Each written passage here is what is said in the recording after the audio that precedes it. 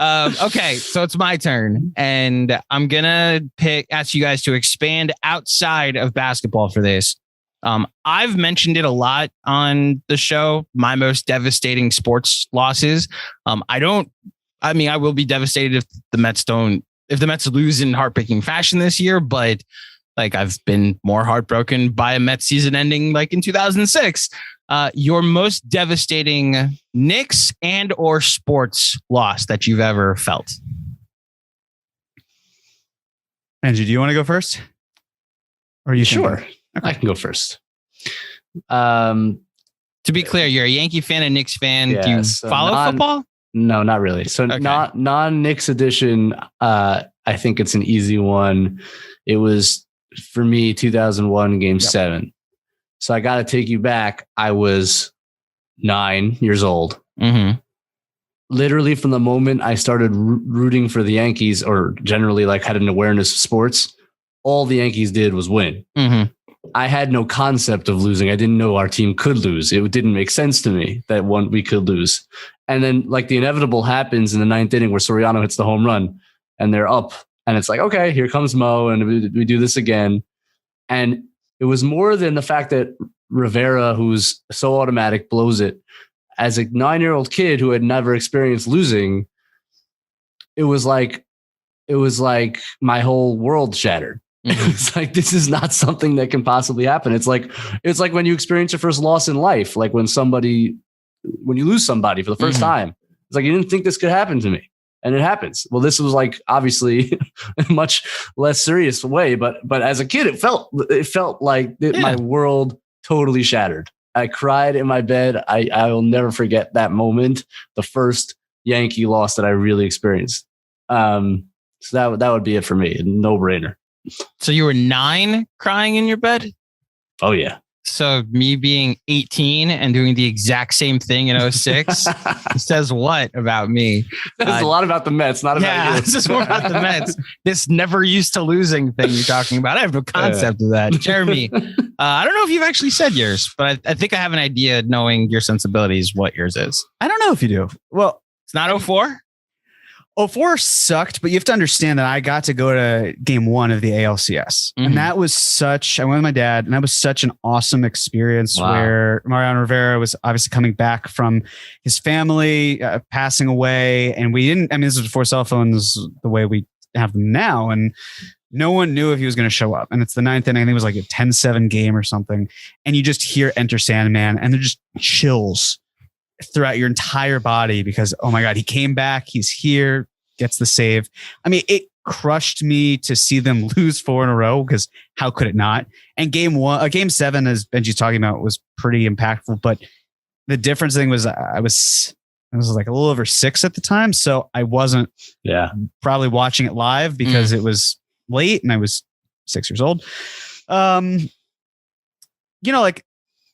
honestly, what was it? The 2019, this isn't my answer, but the 2019 Yankees, what was it when Chapman? The Altuve. That didn't even surprise me. I just knew it was going to happen. So I was upset, but it wasn't like all my hopes. I think actually the thing that really rocked me the most was in 2014, game 1 of the Stanley Cup Finals.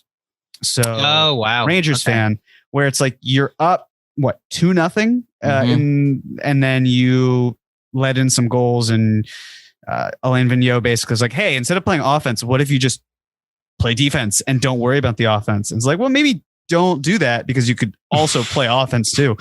And blowing that game, and then blowing the next game, plus the interference on Hank that didn't get called, and then it's 2-0. And then I went to a restaurant with some friends to watch game 1, and it was in Astoria, and I just remember as I was heading back, I feel like that was it. That was their chance. It's gone. I still believe, but at the same time, it just felt like a gut punch. And then the same thing happens the next game, and it's like, all right, I'm kind of numb to it, so let's try it. But then this year, this was pretty. Yeah, it's like the similar thing happened. Game 3, you're up 2-0 in the series and the game, and it falls apart, and then they win 4 in a row, and they advance to the Stanley Cup Finals. So I guess I'll go with that because, there's not a lot of heartbreak for me as a Giants fan. I was numb to the whole Gettleman situation because I just never thought that was ever going to work out truly. And it didn't, but happier now.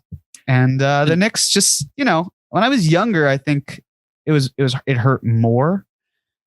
Not that it doesn't hurt now, but it's like there's been one competitive series in the last 9 years for me. So I was like, yeah, I got caught up in that when I was really sad. But at the same time, I was like, this is a great season I wasn't expecting. There are 8 others around it that have just been crap. So at a certain point, you almost feel not grateful for a good Knicks season, but you're like, yeah, this is a welcome surprise. They should be good. Let's keep it going and let's build towards something else.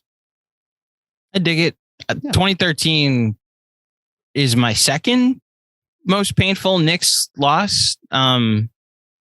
I believed a lot in that team. That team was as like a Melo guy, his like finishing third in MVP, winning a scoring title, and just seeing like he is on his own the rest of the series. Any contested 2 he's taking is still like better than any wide open shot JR is taking right now. Benji, were you a Melo guy? What were your thoughts on Carmelo Anthony when he was with the Knicks? It's a complicated question. Okay. Yeah, I think when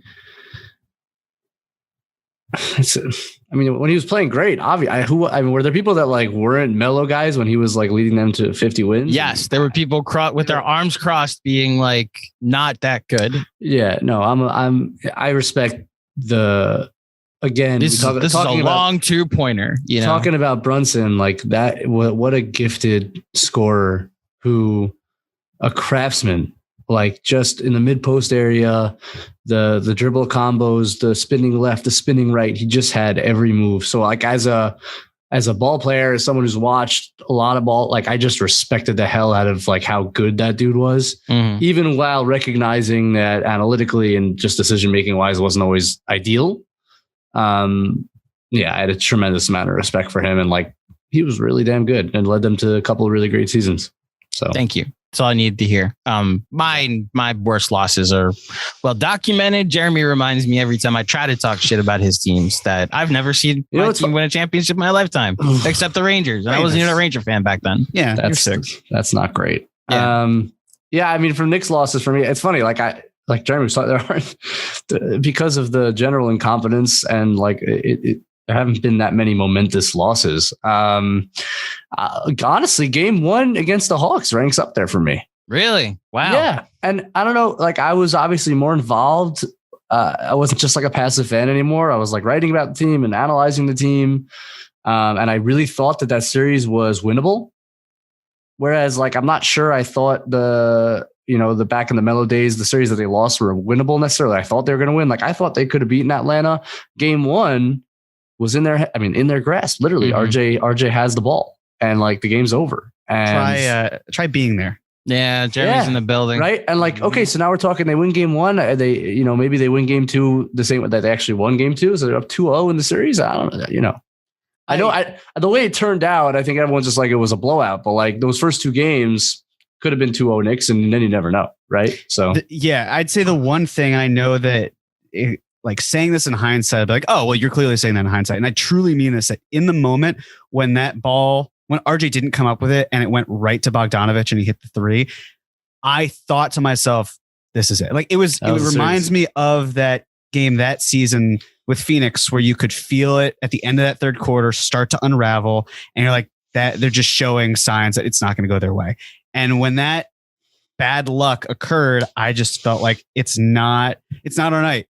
Something like it's not going to happen. And then of course Frank gets in there cold. Trey cooks him. Game. And that game would have been the Alec Burks game too, right? I mean, he was so great in that game, and he really should have won them a playoff game. Yeah. That one hurt. That one really did hurt. Man, you guys are making me rethink if that like enters a top 5 for me now.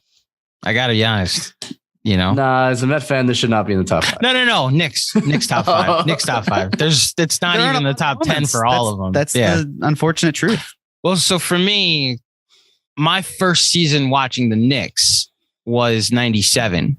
And just to clarify, when I say not a lot of moments, I mean because of the fact that we don't have the benefit of watching like the 94 team or 93, 94. Oh, for example. if John's starts with the Charles Smith and ends with game one. Game one might not make his top 10 for the Knicks, But my first season watching basketball religiously, where I was a Michael Jordan fan first and then a Knicks fan second, was 97. And like seeing the Knicks not only beat the Bulls twice, but one of them being the Bulls' only loss at the United Center that season, I was like, this will be a fun conference finals where either way I'll win. And it's why I have such a weird reverence for David Stern, while also a hatred for the 9-man 1 mission game. Ewing takes one step off the bench. And I was so young, I didn't understand the concept of like you intended to get off the bench, therefore you are suspended for a game, and not like you actually got in the fight and should be suspended. So I was like, what do you mean Patrick Ewing's not playing tonight? The Knicks have to beat the Heat to play the Bulls. And it's probably what's fueled my frustration with oversight like that since then. That was like my first sports heartbreak. And then like I got to see Michael Jordan win again. I'm glad he kicked the Heat's teeth in, but I also wanted to see if the Knicks could really give it a shot in that series. But as history would have it, it never happened. Jeremy, your next question. So not to continue down the path of, hey, let's make a podcast where people only feel sad. But you can go back in time and undo one Knicks player transaction. What is it? This is a very Jeremy question. The transactional. It doesn't have to be like, like with salary cap. Oh no, but just transaction. Like trade, draft, signing. And the reason I'm saying player transaction is because, the thought would be like, I would never hire Steve Mills or Phil Jackson or Isaiah Thomas or like whatever it might be. I want to keep it strictly on where you go wrong. I know that if John were on this, there would be a lot of different things going through his head in terms of the ramifications. But Benji, start with you. I have mine. Or if you don't have yours, we can go to Andrew.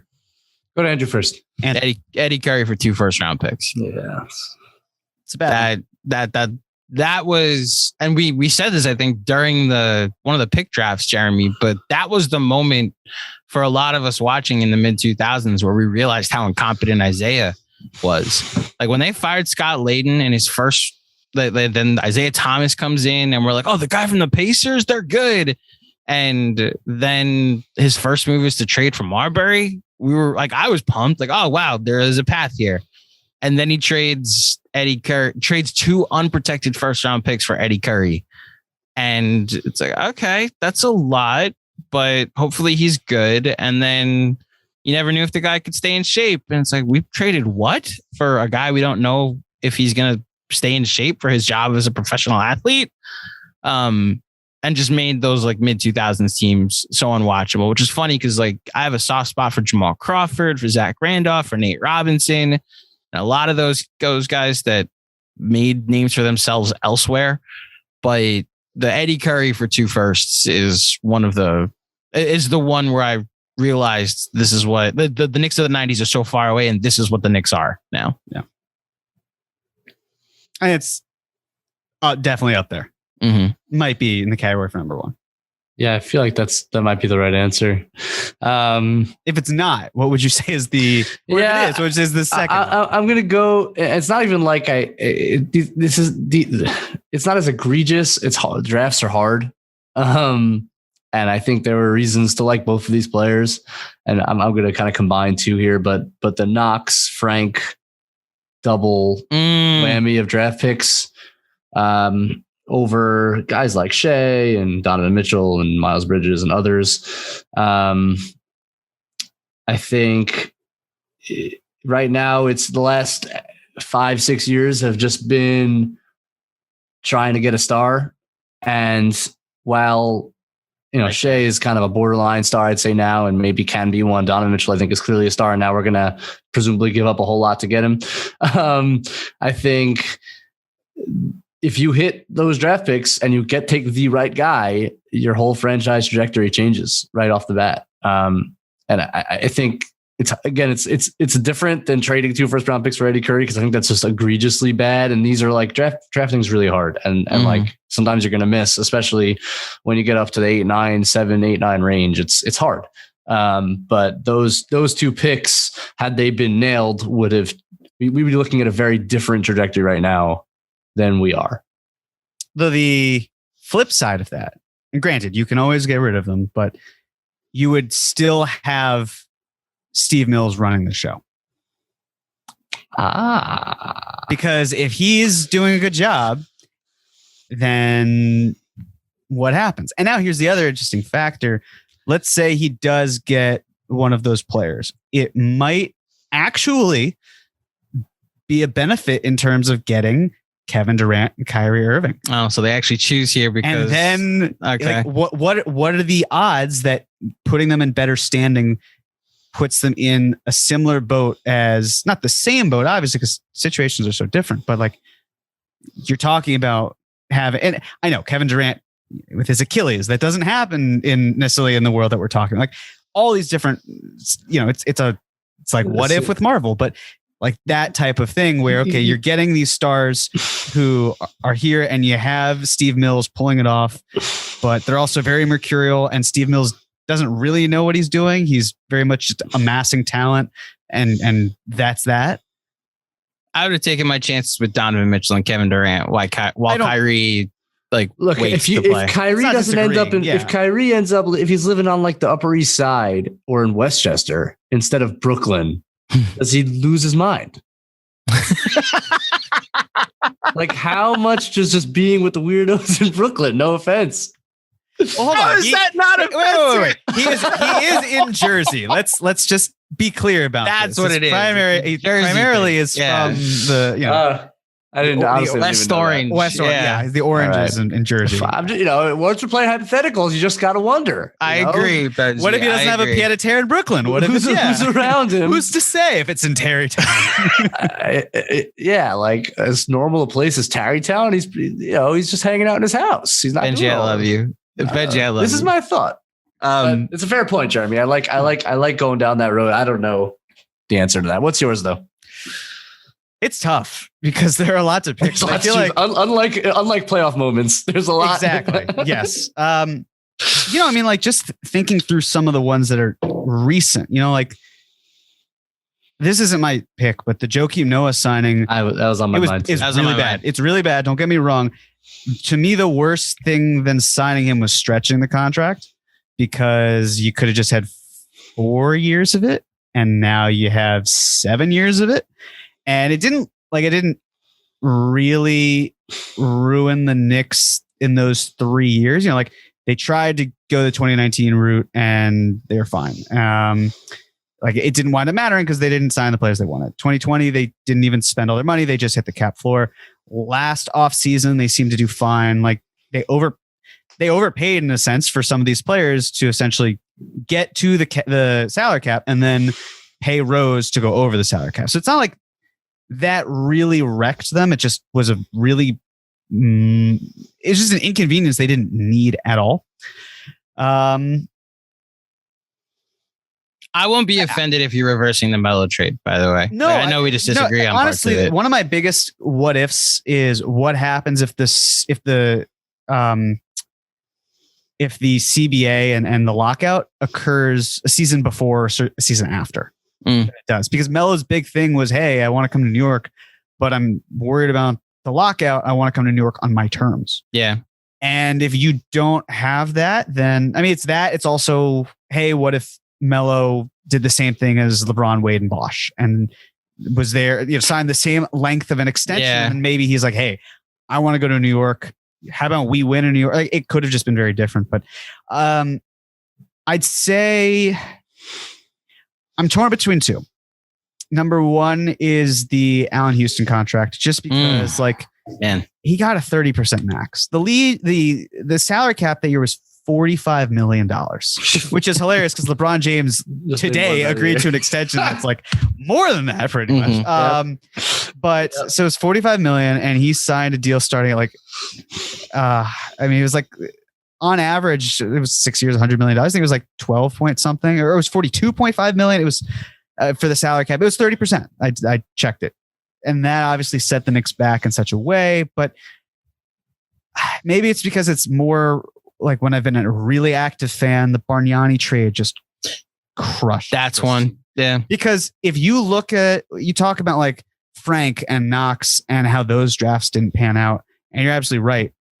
But to think about how it's like, okay, Shump was 2010, 2011, right? Shump was 2011. 2011. Right. They already had Melo. Right. And they didn't have a pick in 2012. And then 2013 was Tim Hardaway Jr. 2014 was no one from the Melo trade. 2015 was Porzingis, which was great until it wasn't. Then 2016 was no one because of Bargnani. And then 2017, 2018 are bad. And 2019, 2018, you just got Mitch, the second round. Like I know I've said this before, but it's still, I know how eager we are as fans to see a start in New York, and it will happen. It might even happen within the next month. But like this administration, it has nothing to like the failures of drafting from 2010 to the second round of 2018.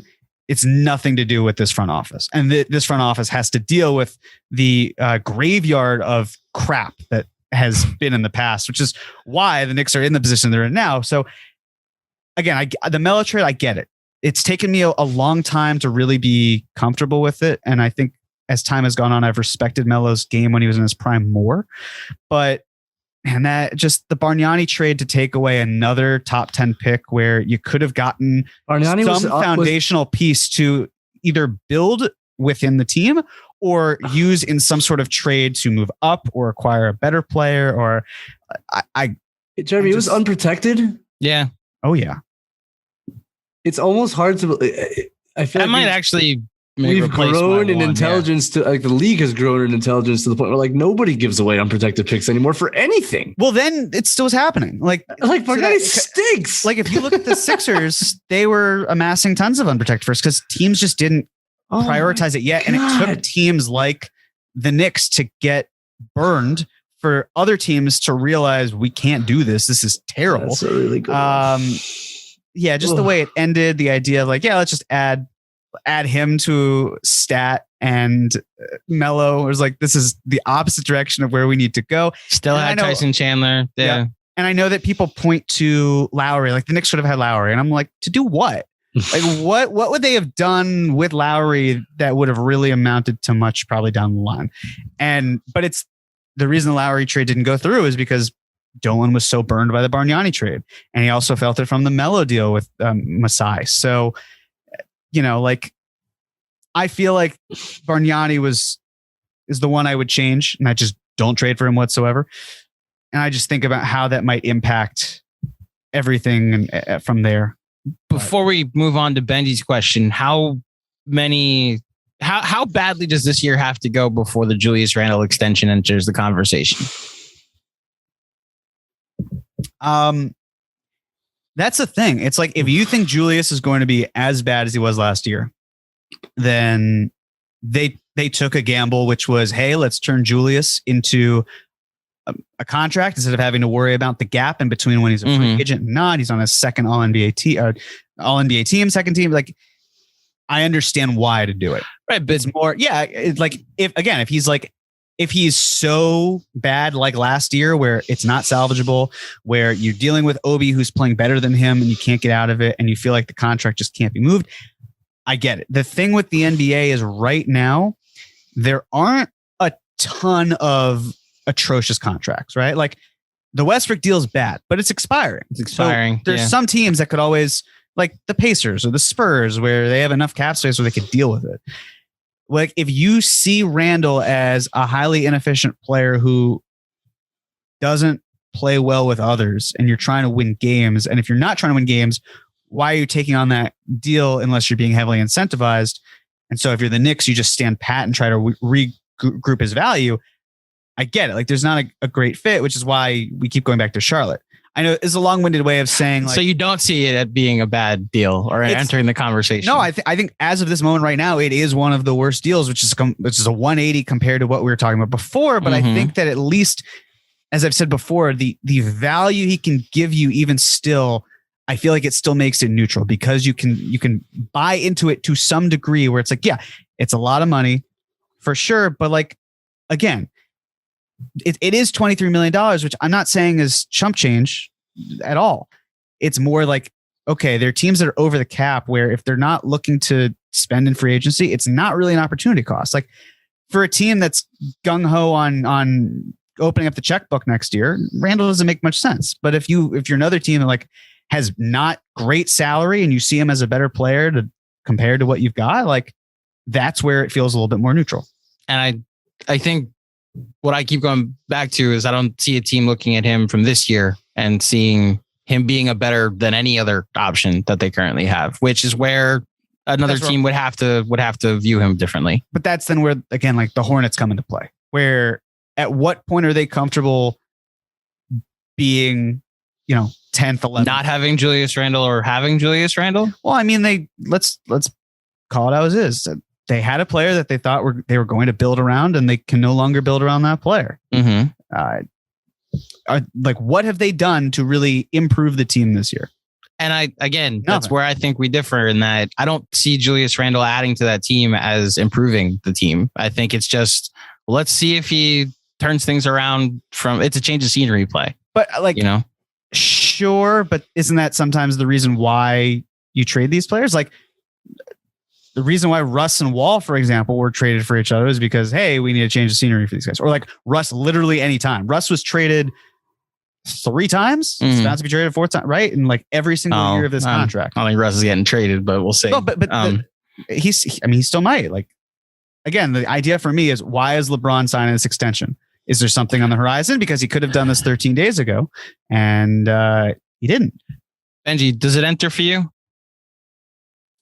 The Randle extension? I mean, yeah. No, I think it definitely does. It's gonna significantly hamstring them if they can't get off it. And I think with Randle, you'll know in the first 10 games of this year. Like, I think the roadblock he's presenting for Obi is my biggest thing. That's the thing. But he's shown many things on both ends of the spectrum. One thing he hasn't really shown is like real resiliency.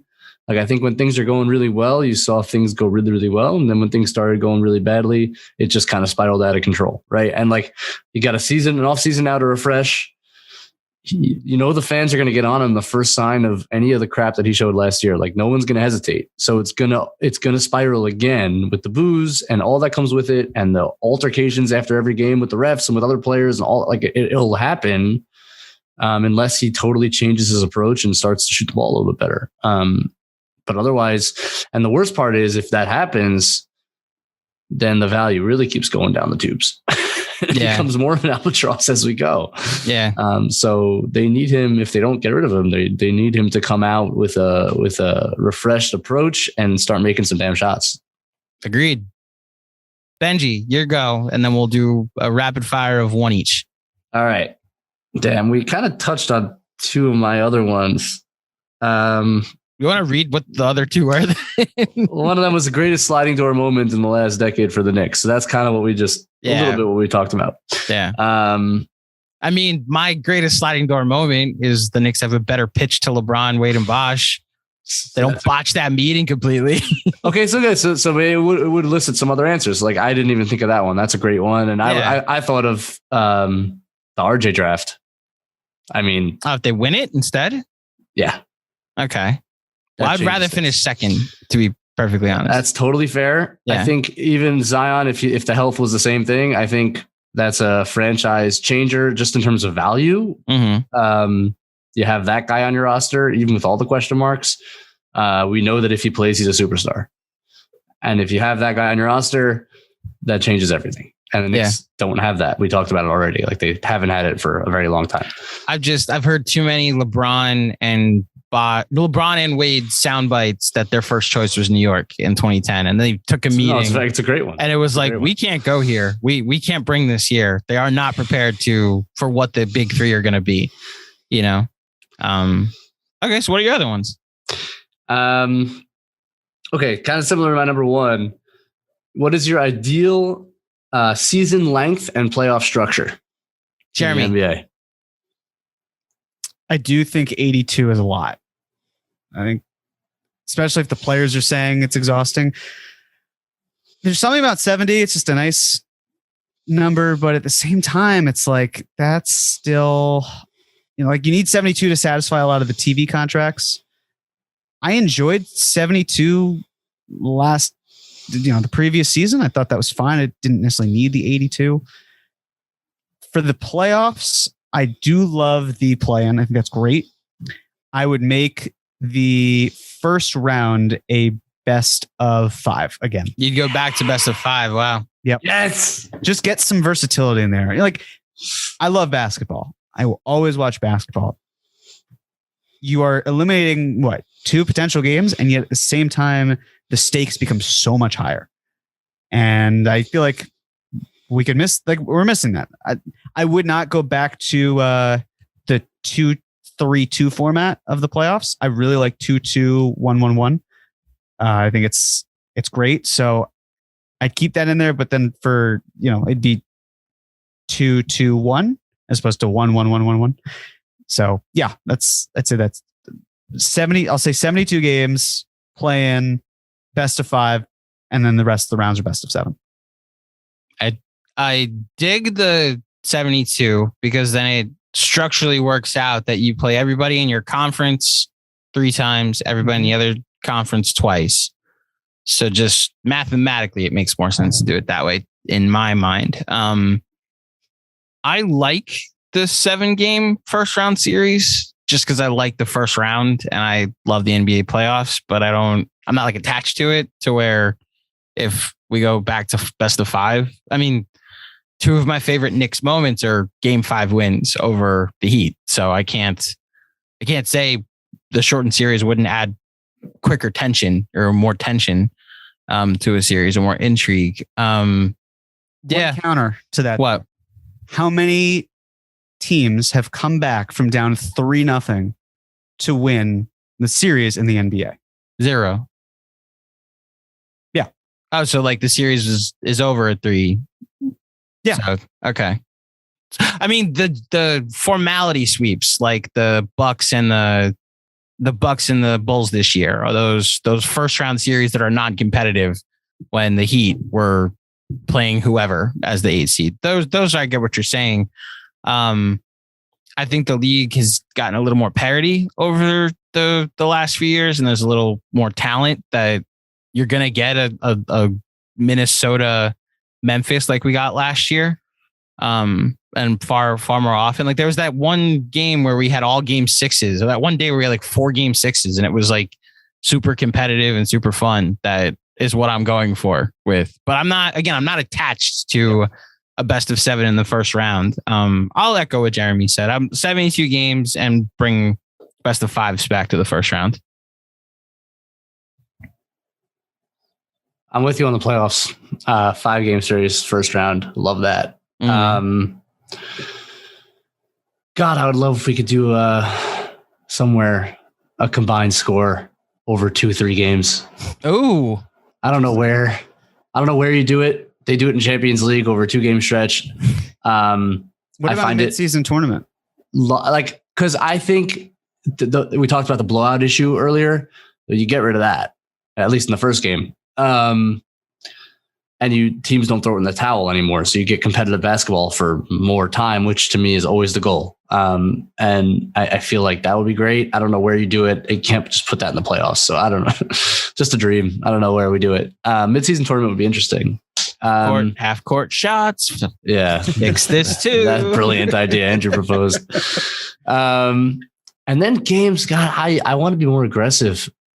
I feel like the issues plaguing the league right now in terms of resting players, the regular season product, I don't think 72 accomplishes or 70 accomplishes getting rid of that. I feel like you got to shorten it more aggressively between 40 and 50 games. Wow.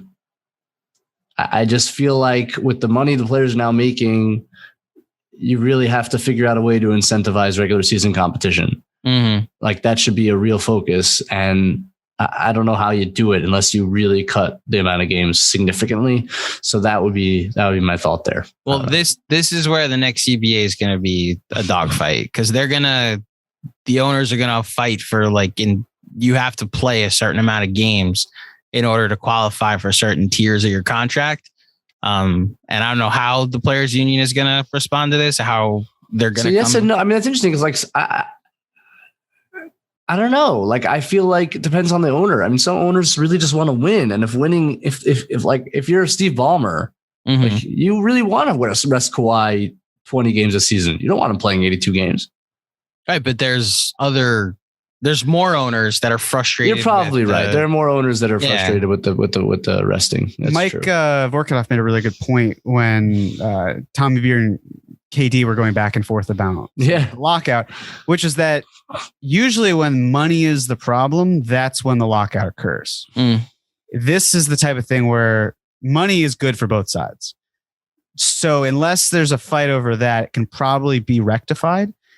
And the thing with stars wanting out as well, it's stars. If you get like a non-star who says, I'm unhappy here, I don't want to be here anymore.